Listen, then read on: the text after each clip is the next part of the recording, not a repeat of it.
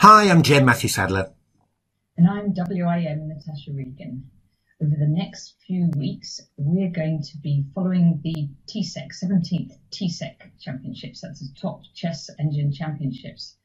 And over the next few days, there's 10 engines playing in this league. And over the next few days, it's the CPU engines playing. So that's the traditional type of engines. Stockfish is the favorite probably in this part. And today Stockfish is playing against Houdini. We're going to be looking at a game in the Sicilian Richter-Rauzer, and black has a line which plays queen b6 to persuade the knight to move away from d4. This line was created by Palbenko, and it's an anti-Tal line because Tal liked to sacrifice his knight on e6 or f5. This game features a very interesting move by Stockfish. So Stockfish sacrifices its pawn on f2 to open lines, and Houdini accepts the challenge, and Stockfish builds up a really nice attack. A little bit later, you'll see an exchange sacrifice, and Stockfish brings home the win. Yeah, it's a really, really great attacking game. Some very unusual attacking ideas in there. So, well, let's have a look at it.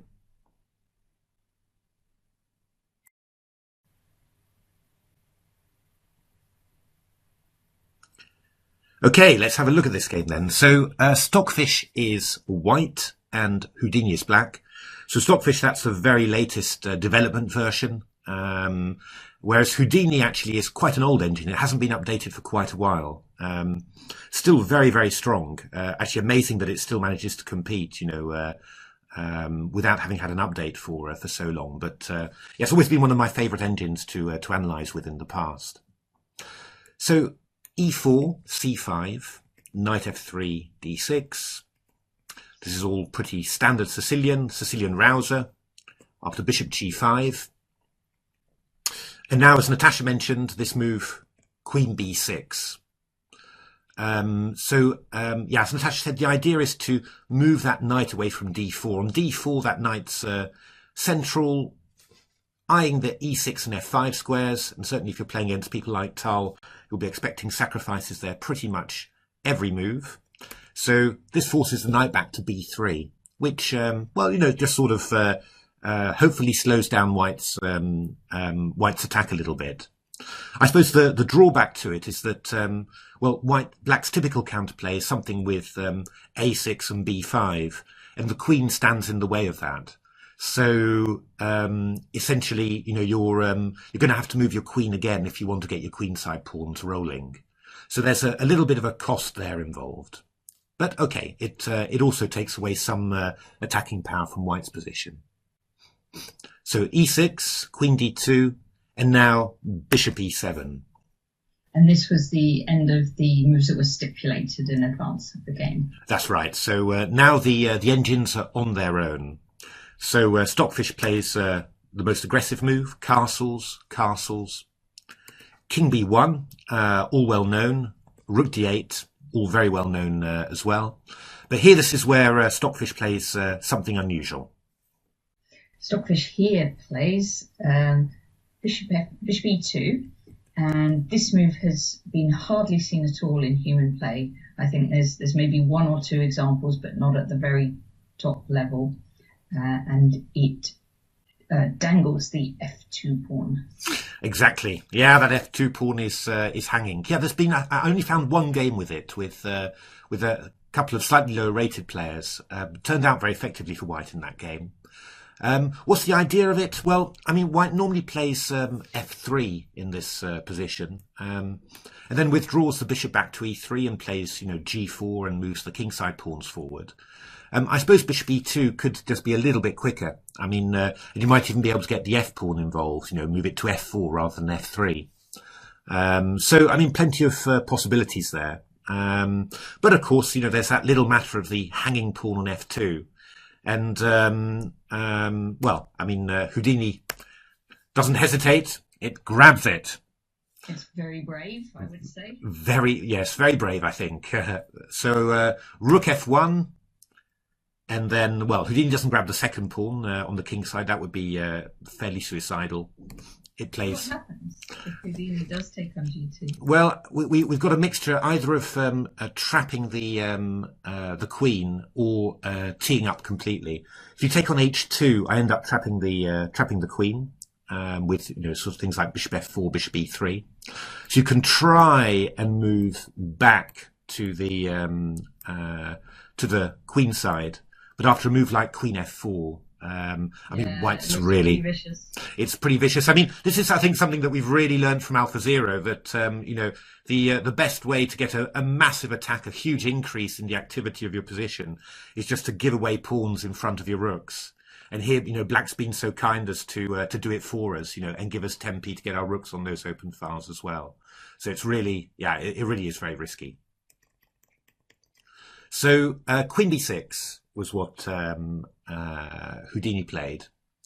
And, well, I mean, it's a good moment just to try and just have a little think about what's actually happened in the position. I mean, it feels extremely risky because, black played this move Queen B6 to get away, push away an attacking white piece from the centre and king side. And now black's actually gone against that logic somewhat by taking on F2 and opening up a line against his king, the F file, and also giving white a tempo to put the rook on there. So I think just in general terms, you'll always say, that's going to be a bit risky, because we're sort of going against the logic of our opening. I mean, I think also the other point is that, this move Queen B6, as we said, it gets in the way of black's queenside counterplay. So white's king is completely safe. So, I mean, black's actually going to have to sit and take the pressure because he's not really capable of launching any real counterattack against the white king. So from that point of view, it's pretty dangerous. And it is only one pawn. It is only one pawn, and I think that's one of the most, perhaps, if you were calculating this, from the black side, wondering whether to take the pawn or not, then, the line you calculate is bishop takes F6, and now, well, Houdini played G takes F6 in the game, which is, I guess, probably the best move. But to be honest, just from a human point of view, after a move like Queen H6, I mean, you can thoroughly believe that you've got full compensation for the pawn here, with an open black king and especially those lines of the rook, you've got the F file and you've also got the third rank, where the rook could move, D3 to G3 or H3. So it's very easy to believe in full compensation here. I mean, the thing that... From a practical point, it would just be much easier to play for white than black. I think so, yeah. I wouldn't... you'd have to have very specific reasons, I think, for going into that sort of position. I mean, I was more intrigued by bishop F6, to be honest, because, here, whites have to give up the exchange as well. So exchange and a pawn, and you sort of think, how good is this? Is this really, really bad, or is it just risky but maybe holdable? After Queen H6, white's threatening Rook D3 to G3. Knight E5, we'll see this move in the game as well, stopping Rook D3. And it would be easy to sort of, to have a sort of a quick look at the position and say, oh, well, it's very risky, of course, but, maybe I can get away with this as black. But actually, after this move, we're sort of harnessing our inner Tal and saying, well, you chased my knight away, but it's coming back. Then this is actually a really, really horrific situation for black. Because white's actually just threatening to pile in with some knight sacrifices. For example, if black plays a pretty obvious move, Queen C5, just aiming to play something like Knight G6 and Queen G5, then white can already sacrifice with in a very Tal-like fashion, with takes, Knight D5. So we're threatening Knight takes F6 check, of course, or even Knight E7 check, followed by Queen F6. Knight D7 is pretty much the only move. And now a great attacking breakthrough here. E5, which is not an unknown theme. I'm desperately trying to think, which game I've seen this attacking theme in. But I have seen it, and it is known. But still a great little one. I mean, if D takes E5, then there's Knight takes F6, and you've opened up the D file. D8 is loose. Exactly, that's right. So you've opened up the D file. So this is rather painful. And if f takes e5, just the very simple queen g5 check picks up the loose rook on d8. I mean, you'll notice that, you know, the big reason all this is working is because black has not got the queenside pieces developed. Rook 8, bishop c8 are not contributing anything. So when you've got undeveloped pieces in your position like that, there's always stuff that's loose, that's hanging, that, you know, that's not protected where you might expect it to be. Of course, Stockfish comes up, does sort of show quite an amazing little defense. King h8 is possible to meet knight f6 with knight f8. And now there's quite a bit of fancy footwork involved in getting the winning position just right. It's all pretty forced, but it is quite fancy. It's the sort of thing. This so far is pretty not too difficult, I think, for a grandmaster to calculate. But it's when it's getting to this stage that that you really start when you're calculating at the board, you're really wondering, you know, are these moves as forced as I think, or am I missing something? You know, and obviously that's something that's where the engine has a big advantage over us. But you maneuver your queen back to h4, and then you've got this move knight d5, again hitting that. The rook on d8 is loose. Again, that's right. Again, the rook on d8 is loose, and after here, then we've got this this checkmate again. So black plays the move rook e8 to cover the e7 square, and now there's this great move b4. Which is not so impossible to see when you're at the board, but to see it this far ahead is a little bit tricky. The idea is actually queen c6, we go queen f6 check, king g8, queen g5. This is quite a clever idea, actually. Well, it's a very clever idea. Just king h8, knight f6, so you get the knight into f6 with gain of tempo because you're threatening queen g8 mate. And after knight g6, you go queen h6, knight f8. Somehow, just by moving the queen from h4 to g5 to h6, you've done all this with gain of tempo. You know, that's actually quite a tricky and difficult thing to visualize. And then this move b5. The queen can't defend the rook on e8. And after this move, I'm threatening quite a few things, but I'm also attacking that knight on f8. So, I mean, basically, black's position is collapsing completely. Or maybe I should say it just has collapsed completely. And still, the bishop's on c8 and the rook's on a8, and they've never managed to get into the game. Exactly. So, I mean, it's a mixture of I think standard stuff and then some quite, precise calculation. I mean, I think, I'm sure the top players in the world could do this, but it would even cost them, some serious effort, I think. But that's the basic, that's the idea. I mean, essentially this position is not just, maybe all right, a bit tricky, but maybe I should survive. I mean, actually it's just really lost in actual fact. But of course, you do need some quite precise calculation to prove it. So Houdini played the best defensive move, g takes f6, queen h6, and now black plays knight e5. And knight e5 will stop these rooks coming in, so white wants to bring a rook in across the third rank to deliver check and hopefully checkmate on that open g-file. And knight e5 blocks both the squares d3 and f3 to get the rooks in. That's right. It blocks that. Or does it? Mm-hmm. Well, exactly. So this is the first, really stunning move that Stockfish plays. So it's this move, rook d3. So which puts the rook there anyway. Anyway. So, I mean, black has to play knight takes d3 and bishop takes d3. And again, it's one of those positions that's somewhat deceptive, just from a human quick glance point of view, because you're exchanging the pawn up. You've got the two bishops, and you've also got this wall of pawns, on the centre. So you sort of feel, well, if white starts checking, I can maybe run the king, and I'll have a nice wall of pawns to hide behind. It doesn't feel like it should be that awful.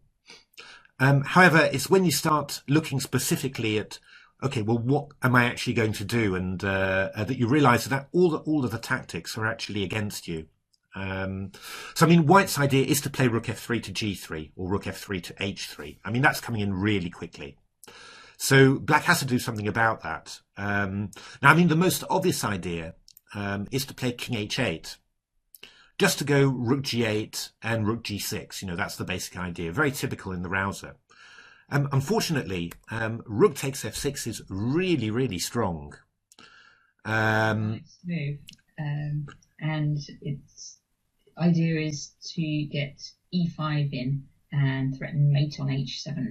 That's right. And it's a bit of an echo, actually, of a very famous game, Fischer-Benko, I think from the US Championship, 1960 or something like that, or maybe a little bit later. I haven't got that wonderful memory for dates that Magnus has when he did those tests of Vichy's games. But it was a very similar idea. Actually, Fischer there didn't play Rook takes f6. He just plonked a Rook on f6.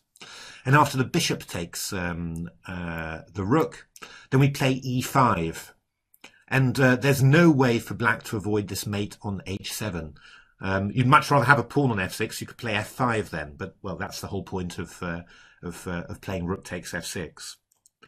So when you see that King h8 is impossible, I mean that's really quite difficult then. So Black's only got one other possibility, which is to play Bishop f8. And now Queen takes f6, and I think now that you start to pardon me, you start to spot a trend that you see throughout the rest of the game. It's that Black never manages to get his queenside pieces developed because he keeps on having to make self-blocking defensive moves. And I think, you know, this is one of the reasons why White's attack is even more powerful than you might suspect. It's simply that quite apart from the, from the threats that White's creating, Black never manages to defend in such a way that he also develops his pieces as well. So here Black defends f7 with the move Rook d7.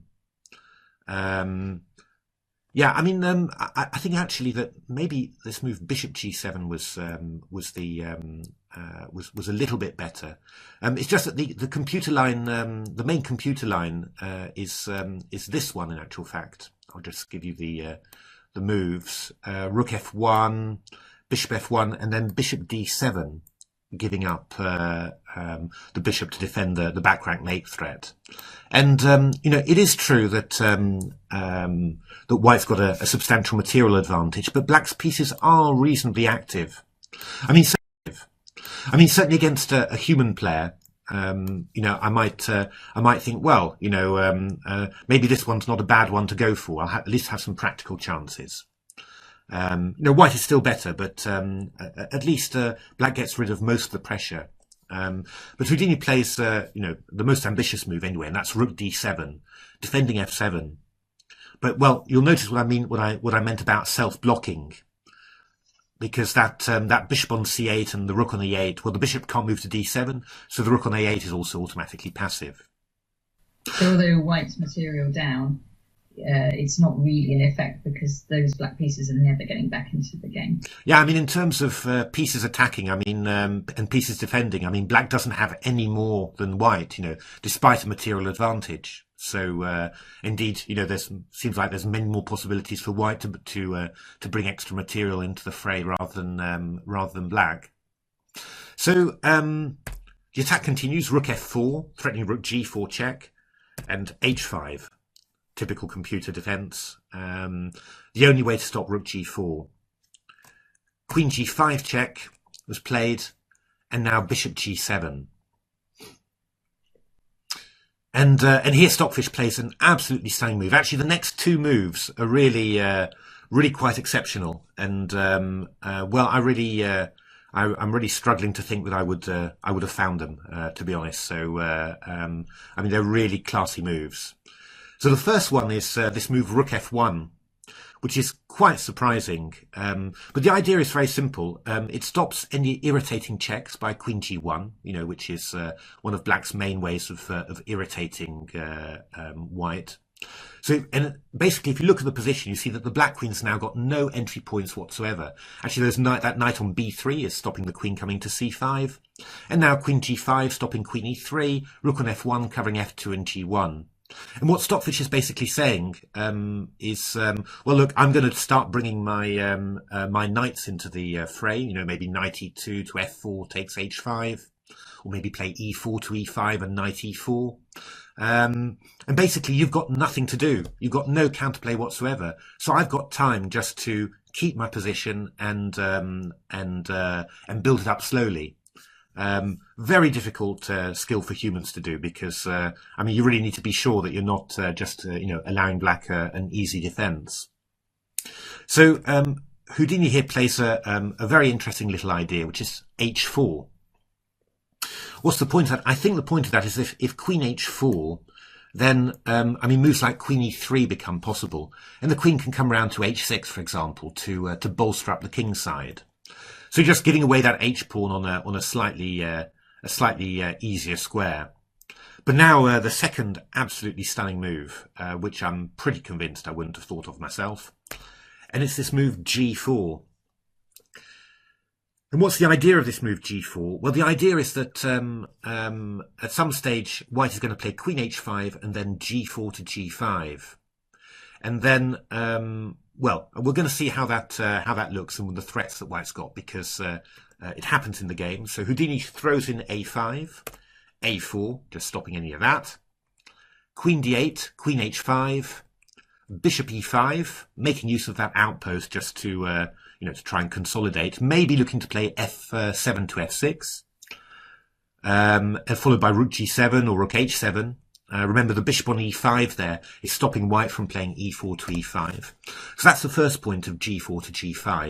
You know, stop back from playing f6, because I think that something like this, and maybe now queen g6 and e5 would be really quite unpleasant. Well, winning, shall we say? So that's the first thing. G4 to g5 stops this f6 maneuver. Black plays queen f6. And now white's got a couple of possibilities in actual fact. Or actually in this position, you know, what would white's next moves be? Well, I mean, of course, g6 is always an idea. But there's also a very big idea of making use of this f6 outpost. And if black does nothing, I mean, I was looking at moves like b7 to b6, for example, just trying to get developed.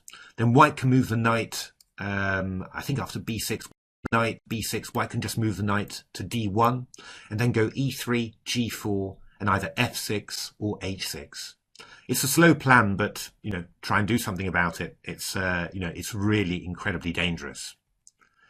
So Houdini plays the move queen f8, just trying to, well, come around with queen g7 to g6. And now Stockfish, well, I mean, this is something, you know, that we saw a lot in AlphaZero games, actually, funnily enough. This idea of these rampant rooks, these rooks in advanced outposts. And here, you know, Stockfish just plonks its rook on f6. So that's actually going to stop queen g7 to g6. You can't take the rook because gf6 is too powerful. I mean, e4 to e5 is coming in. And otherwise, this rook can also move around to h6. So, and of course, g7 to g6 is also a big threat. So, I mean, really, this is really, really dangerous. So Houdini starts, well, trying to get a little bit of play on the queen side. The rook comes round to h6, and now it plays b5. So it's one of those real shogi moves, actually, where you sort of give away pawns just at a quite early stage, so that later on, you know, files are already open when you get the chance to launch an attack. Unfortunately, what Stockfish does is simply just alternate between attacking moves on the king side and then just grabbing material on the other side. So it actually turns out really badly, but I'm not quite sure what you'd recommend to Houdini to do. So a takes b5, queen g7, g6, back on the king side here. Rook e7, and now knight takes a5. So back on the queen side, threatening knight c6 with a horrific fork. So bishop d7 defends against that. But now Stockfish, well, now probably quite a few moves before, Stockfish just goes for a forced win, which is rook h7. So the pawn on g6 can't be captured because the e7 rook is hanging. Rook takes c7. And after queen f6, then white plays g7. Wow. Threatening rook h8 check and queen h7 mate. Well, Houdini's got a clever response, queen g6. The idea being that after queen g6, f g6, the rook on e7 is no longer hanging because you force white to put a pawn on g7. But there's a problem. There is a problem. And that problem is rook h8 check. And after king g7, rook takes b8 is finished. So the game continued just a little bit further, but, well, I mean, Stockfish is a piece up with a very big passed b pawn, so it didn't really. It's going to be enough for Stockfish. Oh, good lord! Always. It just was a rather sad end to the game there. A few more moves. Yeah, bishop h3. Houdini just giving away bits, but it's all just completely lost. So there we are. I mean, I hope you enjoyed that game. I thought it was stunning. A really amazing attacking performance there from Stockfish. I mean, I think you have to say it was a very, very hot pawn to take. That one on f2. It doesn't really fit what Black was doing in the rest of the opening. But it'd be a nice move to try, wouldn't it, as white, to leave that pawn and that pawn and see if your opponent takes it. Exactly. Or maybe you have to do a bit of play acting, and look a bit slightly, slightly shocked when you play bishop e2, or pause as you play the move. So I've been reading a book by David Smurden called The Art of Chess Swindling. So I'm really attuned to all these sort of sneaky tricks. But I mean, after that, I think it's very often with Stockfish attacks, you're just astounded at the fact that it's not just dangerous for the opponent. I mean, it's just almost seems to be a forced win. And in particular, this move rook d3 is fantastic. And I mean, I really did love this this calm build up of the attack. Rook f1 and then g4. Just understanding so well, you'd say that that white has plenty of time to bring pieces into the fray because all of Black's defensive moves are self-blocking. And I thought it was also very interesting to note that, we've often commented in Game Changer as well about Stockfish's defensive techniques, that it's always trying to bring, a queen into the fray just to cause confusion and chaos in the opponent's position. And actually, the last video that we looked at in the Hedgehog, we saw Stockfish doing that again with this queen c4 to b4 takes b2 maneuver. And here you see with this move rook f1 how careful Stockfish is to stop something like that happening against it. So really instructive game, I thought. Anyway, I mean, hope you enjoyed that. It's going to be the first of many, hopefully. So if you do, like the video, then please like it. Please subscribe to our channel. Subscribe. Exactly. And, if you haven't had a look at Game Changer, then take a look at that because, also quite apart from some, amazing AlphaZero play, there's also some fantastic Stockfish play as well in there. So also worth looking at if you're a Stockfish fan as well. Also, you might like to have a look at the Tcec games as well. That'll be going on for quite a few weeks now. Exactly. It'll be very exciting, and we'll be doing more videos on those games. Exactly. So I'll put up the links in the videos as well, just so that you can see that. Do give it a go. Do subscribe to them. It's all run by volunteers, so the more people they have subscribed and the more people they have watching, the better it is for them. And yeah, I mean the CPU matches are good fun at the moment, but yeah, do really take a look. Around 24th of March when the CPU against GPU games are scheduled to start, because Stockfish Leela games, that's like Carlsen against Caruana. They're always really big events, really worth looking out for. Okay, thanks very much indeed. Thank you. Thanks for Thank you for watching. Thanks for watching.